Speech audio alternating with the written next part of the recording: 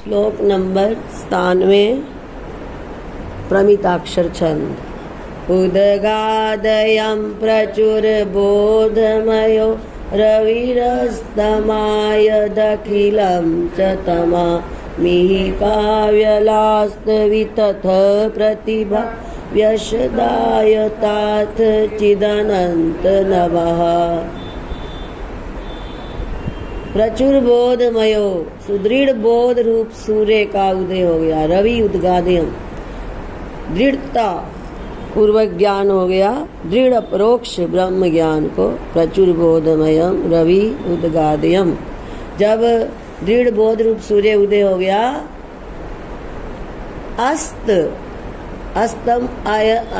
अस्तमायत अखिलम च तमा।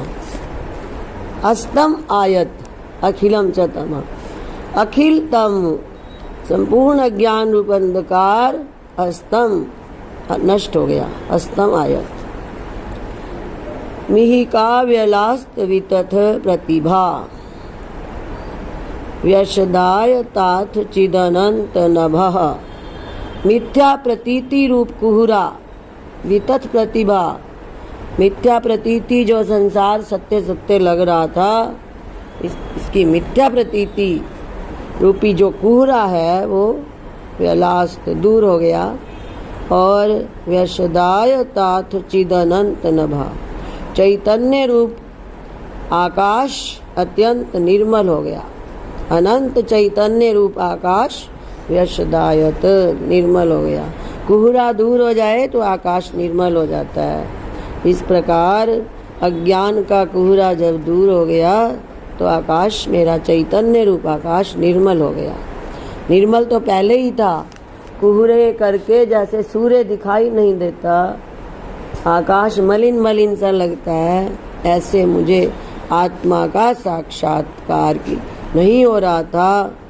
तो अब वो सारा अज्ञान रूपी कुहरा नष्ट हो गया और मेरा चैतन्य रूप आकाश निर्मल हो गया। मुझे अब चैतन्य का स्पष्ट अनुभव हो रहा है। यहाँ पर ये कह रहे हैं, संशय विपर्य शून्य सुदृढ़ बोध रूप सूर्य का उदय होने से अज्ञान रूप अंधकार नष्ट हो गया और मिथ्या प्रतीति रूप कुहरा दूर होकर चैतन्य रूप आकाश अत्यंत निर्मल हो गया। न जुगुप्सुतेथ हृदयं तु मनाक् अभिनन्दति न च किञ्चिदपि प्रतिपित्सते न किमपि स्वपरं रमतेनपेक्षमपसीम सुखे। मेरा हृदय ना तो किसी पदार्थ से घृणा करता है, ना किसी में प्रेम रखता है। आत्मा व अनात्मा किसी भी वस्तु की प्राप्ति की इच्छा नहीं रखता, किंतु सर्वदा निरवधिक आनंद ही में मग्न रहता है। अनपेक्षम अपसीम सुखे। अपसीम निरपेक्षम निरवधिक आनंद में, जिसकी कोई सीमा नहीं, ऐसा आनंद, उस आनंद में ही मेरा चित्त अब मग्न रहता है। ये बतला रहे हैं। ये स्थिति हो जाती है जब आत्मदर्शन हो जाए। द्रुत विलंबित छंद चल रहा है। श्लोक नंबर 99 प्रकटत्वमापदीयमन्तरहो परितृप्तिरन्त विदुरा विषया अविलोलमेतदिह हन्त मनो लवणस्य भित्तमिव लीनमभूत्। अनंत तथा निर्विषय आंतर शांति का आविर्भाव हुआ और यह मन निश्चल होकर जल में लवण पिंड के समान उसी में लीन हो गया। नमक के ढेले के समान लवण पिंड। प्रपंच परिचर्चया दर्शया प्रपंच परिचर्चया विगतमेव दुर्धर्षया व्यभासी परहर्षया स्मितसुधाभिसंवर्षया गभीरमवगाढया किमपि तत्त्वमावाडया विलीय मिलितं धिया सपदि तत्र संपेत्सया। पृथ्वी छंद। प्रपंच के विषय में जो अत्यंत दुर्दम्य संकल्प थे वे शांत हो गए। अनंत हर्ष प्रदान करने वाली परामृत की वृष्टि का आरंभ हो गया और वह किसी अकथनीय तत्व में दृढ़ता के साथ जटिल होकर उसी में मिलने की इच्छा से बुद्धि भी विलीन होकर उसी के साथ एक रस हो गई। जब आत्म साक्षात्कार होता है तो पिछले जो प्रपंच के विषय में पिछले जो संकल्प विकल्प कर रहा था वो सब शांत हो गए और अनंत आनंद प्रदान करने वाली परम अमृत की वृष्टि का आरंभ हो गया। किसी अकथनीय जिसका मैं कह भी नहीं सकता उसमें मान लो मेरी बुद्धि मिलने की इच्छा कर रही है और बुद्धि रही नहीं, उसके साथ ही एक रस हो गई, दूसरा रहा ही नहीं। श्लोक नंबर 101 द्रुत विलंबित छंद। परिहरन् अखिलं लभते पुमा अभिलषन् न च विन्दति किञ्चन यदमृतत्वमवादिषुरागमास् त्यजनता सकलस्य समस्तताम्। इच्छा करने से पुरुष को कुछ भी नहीं मिलता और त्याग करने से अब सब कुछ प्राप्त होता है, क्योंकि दुर्लभ सर्वात्म भाव रूप मोक्ष नामक अमृतत्व भी सबके त्याग से ही प्राप्त होता है। इसमें त्यागे नैके अमृतत्व मानसु, यह शास्त्र प्रमाण है।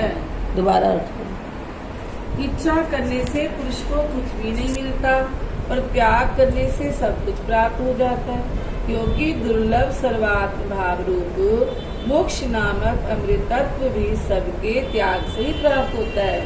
इसमें त्यागे नैके अमृतत्व मानुषु कैवल्य उपनिषद की श्रुति है, यह शास्त्र प्रमाण है। परिहरन त्याग करने से उमान अखिलम लगते पुरुष सब कुछ प्राप्त कर लेता है। अभिलषण इच्छा करता रहता है तो किंचन न विंदति, कुछ भी नहीं प्राप्त होता। यत् अमृतत्वम अवादिषु आगमः, जो अमृतत्व की प्राप्ति कही गई है शास्त्रों में, त्यजनता सकलस्य समस्तताम, सब कुछ त्याग करने से उस अमृतत्व की प्राप्ति कही गई है। कैवल्य उपनिषद में आता है त्यागे नैके एके त्यागेन अमृतत्व मानुषु, त्यागे नैके अमृतत्व मानुषु। श्लोक नंबर 102 बहुशः परिचिन्तिता श्रुतिर्ननु गीता ननवा विचारिता मनसे तु तदेव रोचते यदमूत्रानिष्वर्ज्यमीरितम्। श्रुति का भी बहुत मनन किया तथा गीता के विचार भी कोई कमी नहीं रखी। गीता के विचार में भी कोई कमी नहीं रखी, तो भी मन की तो उन्हीं पदार्थों में रुचि है जिनका की शास्त्र में निषेध है। श्लोक नंबर 103 छंद वंशस्थ। कि मन कभी तो कहीं भाग रहा है कभी कहीं, इसलिए मन को वश में रखो। देखो ये कहाँ कहाँ भाग रहा है। मनः क्षणं धावति चंद्रमंडलम क्षणं विशत्येतदोरसातलं क्षणेन पर्यट्य दिगन्तचक्रकं द्रुतं समक्ष्णोति समग्र भूतलम्। कभी तो मन स्वर्ग प्राप्ति के लिए पुण्य कर्मों की ओर दौड़ता है और कभी नरक में डालने वाले पापों की ओर जाता है, कभी मनुष्य लोक में ही उन्नति करने के लिए साधारण कर्म करने लगता है। इस प्रकार थोड़े ही समय में ये सारे ब्रह्मांड में फैल जाता है। अदो मनो जय्यमगाशिशुर्बुधा बुधा प्रलापानितरान्न किं जगु वियर्गदाभि परिचूर्य सर्वतो महो ददौक्षेप्य महो जना इति। पूर्व ऋषियों ने जो चंचल चित्त को भी जय होने के योग्य कहा है, तो इसी प्रकार के गदाओं से आकाश को चूरा करके समुद्र में फेंक दो, किन्हीं अन्य व्यर्थ प्रलापों का उल्लेख क्यों नहीं किया। पूर्व पक्षी कह रहा है कि अगर मन को वश में कर सकते हैं तो आकाश का भी चूर्ण करके समुद्र में फेंक दो। ऐसे लगता है कि मन को वश करने की बात व्यर्थ कही है, पर आगे बतला रहे हैं। श्लोक नंबर 105। किमत्र चित्रम यदि वा समग्रके सति प्रयत्ने पुरुषस्य दुर्दमे प्रसक्ति मासे दुषि सर्वयंतरी प्रभौ नभा किम कतमदुरासदम। इसमें कोई आश्चर्य नहीं कि यदि पुरुष पूरी तरह प्रबल प्रयत्न करे तो परमात्मा को प्रसन्न करके चित्त को जय कर सकता है, क्योंकि परमेश्वर की सहायता से आकाश को चूर्णित करना क्या, इससे भी दुष्कर कार्य सरलता से किए जा सकते हैं। ततो न हेया धृतिरुत्तमा मनागनादि दुर्वासनयापि दूषितम् मनः पुरा शुद्ध्यति पुंस्प्रयत्नतो निदर्शनम स्पर्शमयश्च पश्यत। ततो इसलिए धृति न है या धैर्य का त्याग ना करे, मनाग जरा भी धैर्य का भी त्याग ना करे, लगा रहे। अनादि दुर्वासना, अनादि काल से बुरी वासनाओं से दूषित हुआ मन भी वश में हो जाएगा। मना पुरा शुद्ध्यति, पहले जो आपका मन दूषित हो चुका है वो भी शुद्ध हो जाएगा। कैसे? पुंस प्रयत्न, तो पुरुष प्रयत्न से। निदर्शनम, इसमें दृष्टांत है। स्पर्शम पारसमणि का, अयश्च और लोहे का, कैसा भी लोहा हो पारसमणि उसको सोना बना देती है। तो इसलिए अगर हम भी पारसमणि रूप परमात्मा से जुड़े रहेंगे तो हमारा कितना भी खोटा दुर्वासनाओं से दूषित मन है वो शुद्ध हो ही जाएगा।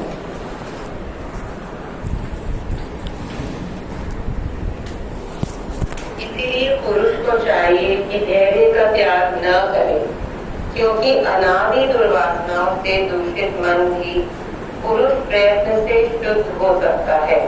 इसमें लौह और स्पर्शमणि का वृत्तांत प्रसिद्ध है। श्लोक नंबर 107। अहो दुराशा रशनाभिपाशितो स्म्यहं सदा मर्कटवत् प्रणर्तितः त्वया विभो हे जगदीश सम्प्रति प्रमुञ्च मां त्वा प्रणमामि भूरिशा।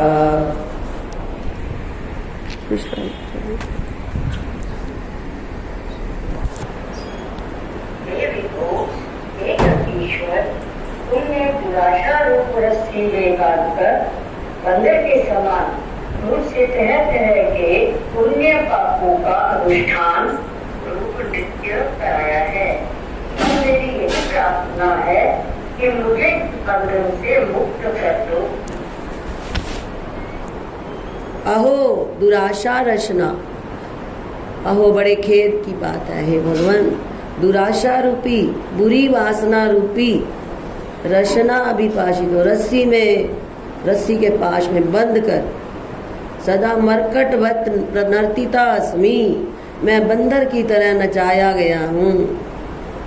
तो आपने ही नचाया। विभो, हे व्यापक भगवान, हे सर्वव्यापक प्रभु, हे जगदीश, हे जगत के ईश्वर, आपने मुझे दुराशा रूपी रस्सी में बांधकर बंदर के समान तरह तरह के पुण्य पापों का अनुष्ठान रूप नृत्य कराया है, नचाया है। बंदर को जैसे मदारी नचाता है वो वैसे नाचता है। भगवान आपने भी मुझे नचाया है। अब तुम दया करो, संप्रति प्रमुंच, अब हे भगवान मुझे छोड़ दो, मुक्त कर दो। माम, मुझे बंधन से मुक्त कर दो।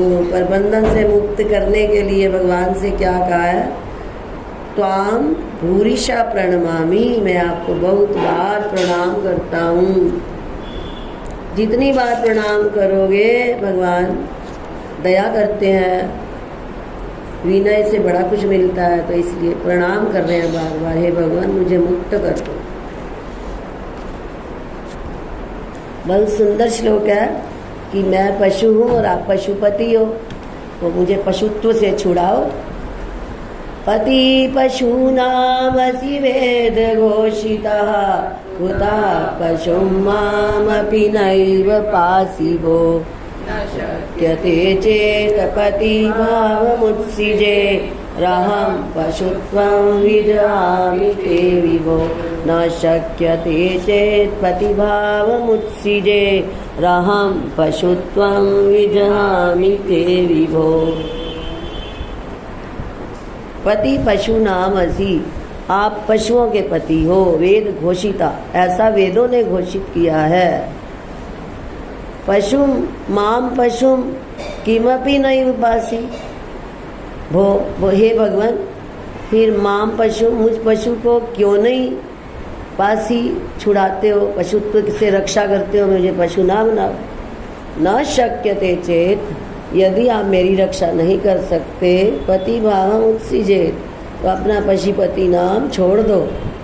अहम पशुत्वम विजहामि, फिर मैं भी अपना पशु नाम त्यागता हूँ। ते आपके प्रति विभो, हे व्यापक भगवान। हे भगवान, आपको वेदों में पशुपति कहा है, जिसका अर्थ है कि पशु का पालन करने वाला।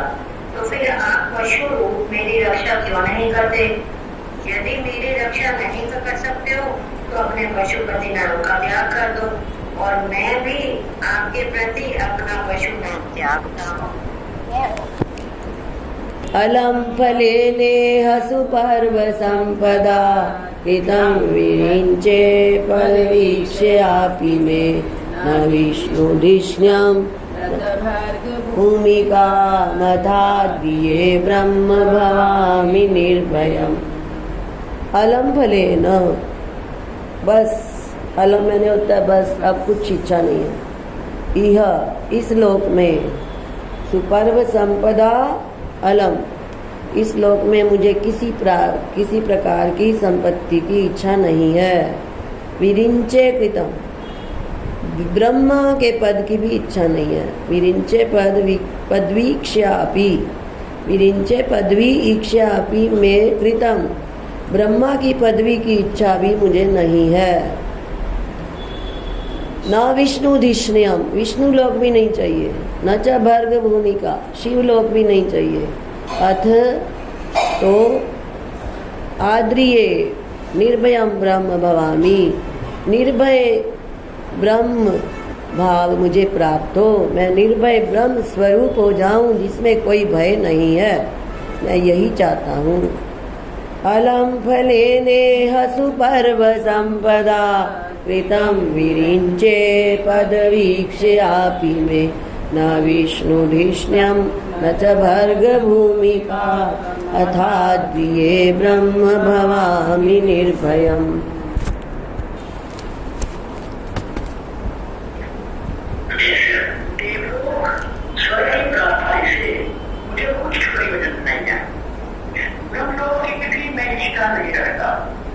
विष्णु लोक तथा शिव लोक में भी मेरी श्रद्धा नहीं है, परंतु निर्भय ब्रह्म पद मुझे प्राप्त हो, पर यही मेरी सदा कामना रहती है। अब अंतिम श्लोक आया, ये अष्टम पीठाधीश्वर जी महाराज ने लिखा है। देखो कितने सुंदर अर्थ किए। स्वामी परमेश्वरानंद जी ने जब हमें ये पढ़ाया था तब भी कहा था कि अगर नीचे से अर्थ ना मिले तो हमारे को पढ़ाने में बड़ी मुश्किल हो। इतने बड़े संत वो भी ऐसे कह रहे थे, बात भी सही है उनकी।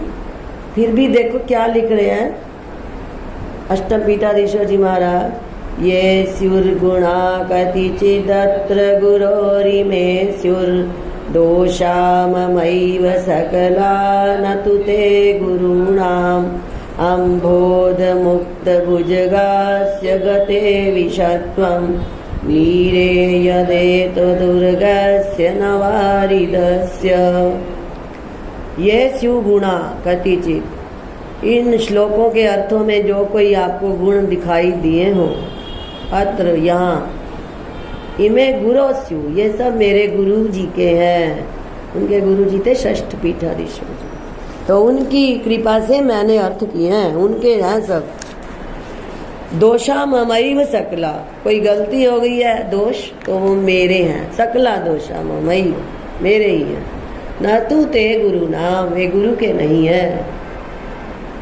अम्बोध मुक्त दृष्टांत दे रहे हैं। अम्बोध मुक्त भुजग आस्य गते विषत्वम, बादल की जो वर्षा की जो बूंद होती है जब नीचे आती है, वह यदि भुजग सर्प के आस्य गते मुख में पड़ जाए, विषत्वम, तो वो विष बन जाती है। और इसमें नीरे यद एतद उर्गस्य, तो इसमें जो वो जल सर्प के मुंह में विष बना, तो ये उर्गस्य यद, ये सर्प का दोष है। न वारिदस्य, बादल का नहीं। अब बादल वर्षा का जल थोड़ी विष से युक्त था, ये तो सर्प के मुंह में गई तो विष बन गई। इसलिए कोई गलती हो गई है तो मेरी गलती है, वो कह रहे हैं। मेरे गुरु तो बादल की बूंद की तरह, वर्षा की बूंद की तरह, और मेरी गलती जो है वो सर्प का मुख है। अपने आप को इतना मतलब वो समझ रहे हैं कि मेरी गलती है, गुरु की नहीं। ये स्युर्गुणा कतिचिदत्र गुरोरिमे स्युर्दोषामैव सकला न तु ते गुरुणा। अम्भोधमुक्तभुजगास्य गते विषत्वं नीरे यदेतदुर्गस्य नवारिदस्य। कभी भी कोई आपकी प्रशंसा करे, कभी ना सोचो मेरी। माता जी ने लिखा है प्रशंसा भगवान की है, अवगुण अपने हैं। उसके मार्ग पे चले हो, गुरु ने आपको इस योग्य बनाया है, तो कुछ क्या हो गया, मुंह से कुछ ऐसा हमारे बोला गया या लिखा गया लेखनी से, गुरु की सब प्रशंसा है। कभी भी अपनी प्रशंसा मत करो। देखो कितने निरभिमान है हमारे अष्टम पीठाधीश्वर जी। बोलो षष्ठ पीठाधीश्वर जी महाराज की जय। बोलो अष्टम पीठाधीश्वर जी महाराज। शांति शांति शांति। श्री वेदांत रत्नाकरः समाप्त सानुवादः समाप्तः। यदक्षरं पदं भ्रष्टं मात्राहीनं च यद्भवेत् तत्सर्वं क्षम्यतां देव प्रसीद परमेश्वर।